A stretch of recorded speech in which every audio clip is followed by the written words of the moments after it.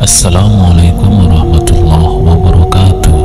Bagaimana proses penciptaan nur Nabi Muhammad SAW? Disebutkan dalam kitab Daqaiqul Akhbar bahwa nur junjungan kita Nabi Muhammad SAW disebut Ruhul A'zam, artinya ruh yang agung. Diriwayatkan sesungguhnya Allah telah menciptakan sebuah pohon yang mempunyai 4 cabang. Pohon tersebut dinamakan Syajaratul Yaqin atau pohon yakin.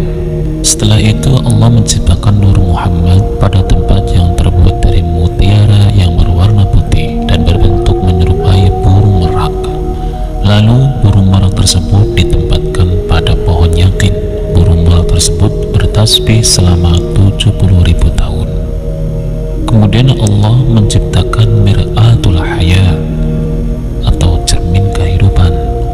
Cermin tersebut diletakkan di hadapan burung merak tersebut. Tatkala burung merak tersebut menatap cermin, terlihatlah wajahnya yang sangat elok dan cantik. Dia pun merasa malu kepada Allah sehingga meneteskan keringatnya sampai 6 tetesan.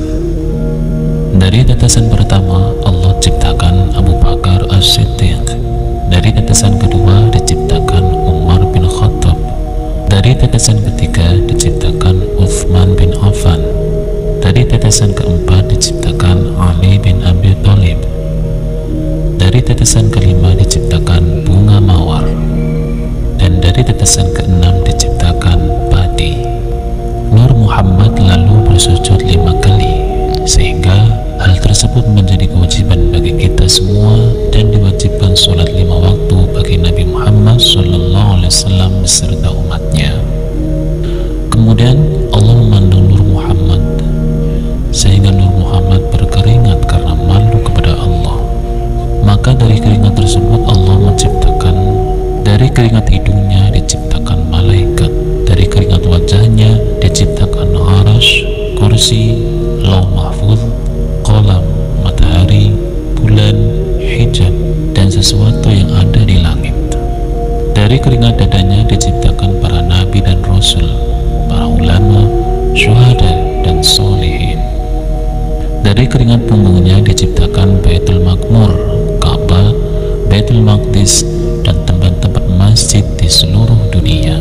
Dari keringat kedua alisnya diciptakan umat Muhammad dari kaum mukmin dan muslim, laki-laki dan perempuan. Dari keringat kedua telinganya diciptakan roh orang-orang Yahudi, Nasrani, Majusi, dan sebangsanya, seperti orang yang kufur, orang kafir, dan orang munafik. Dari keringat kedua kakinya diciptakan bumi yang terbentang dari barat sampai timur beserta seluruh isi yang ada di dalamnya. Setelah itu Allah Ta'ala berfirman kepada Nur Muhammad, "Lihatlah di hadapanmu wahai Nur Muhammad."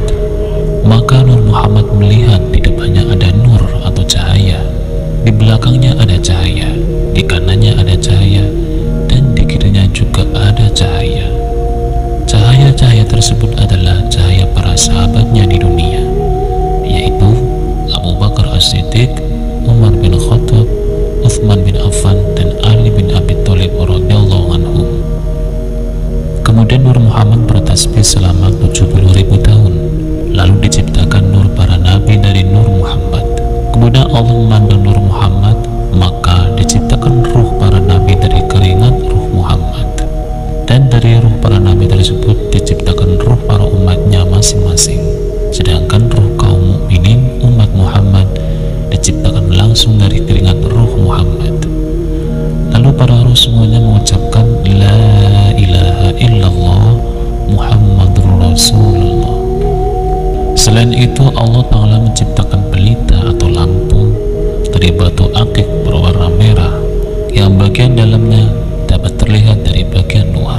Dan Allah menciptakan wajah Muhammad sebagaimana wajahnya di dunia dan diletakkan pada pelita atau lampu tersebut.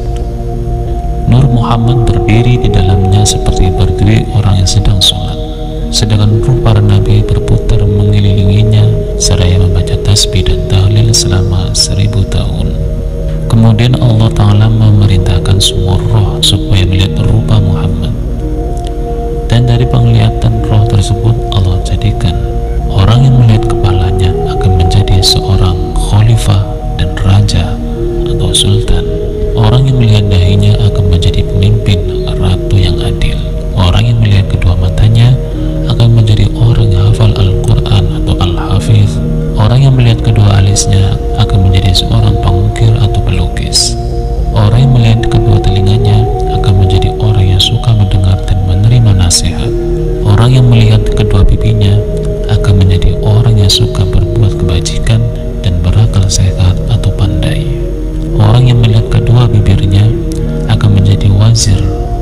patih atau orang kepercayaan raja.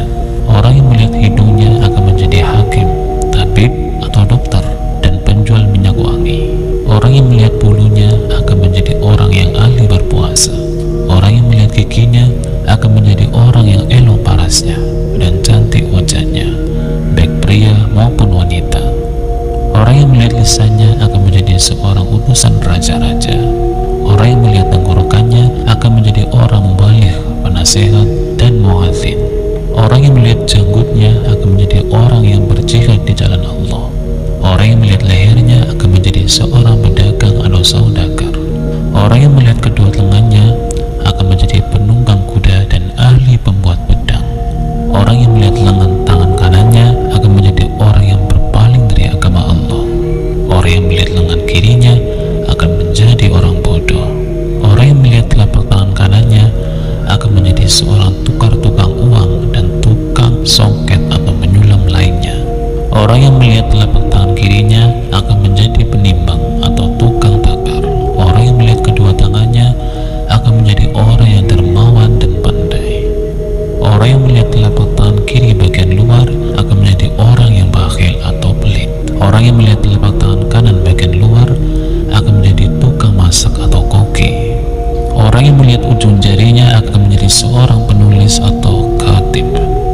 Orang yang melihat jari-jari kanan akan menjadi seorang penjahit. Orang yang melihat jari-jari kiri akan menjadi tukang besi. Orang yang melihat dadanya akan menjadi orang yang alim dan mulia. Orang yang melihat punggungnya akan menjadi orang yang tawadhu dan taat pada perintah Allah. Orang yang melihat lambungnya akan menjadi orang yang ahli berperang. Orang yang melihat perutnya akan menjadi orang yang qana'ah, menerima apa adanya dan zuhud, tidak bergantung pada dunia. Orang yang melihat kedua lututnya akan menjadi orang yang ahli ruku dan sujud atau sholat. Orang yang melihat kedua kakinya akan menjadi seorang pemburu. Orang yang melihat bawah telapak kaki akan menjadi orang yang suka berjalan-jalan atau tamasya. Dan orang yang melihat bayangannya akan menjadi ahli lagu atau penyanyi dan penabuh gendang atau pemusik. Adapun orang yang tidak melihat apa-apa, maka akan jadi orang Yahudi, Nasrani, kafir, dan Majusi. Dan ada lagi orang yang tidak dapat melihat sama sekali, yaitu orang yang mengaku dirinya sebagai Tuhan, seperti Namrud, Fir'aun, dan yang lainnya dari golongan orang kafir.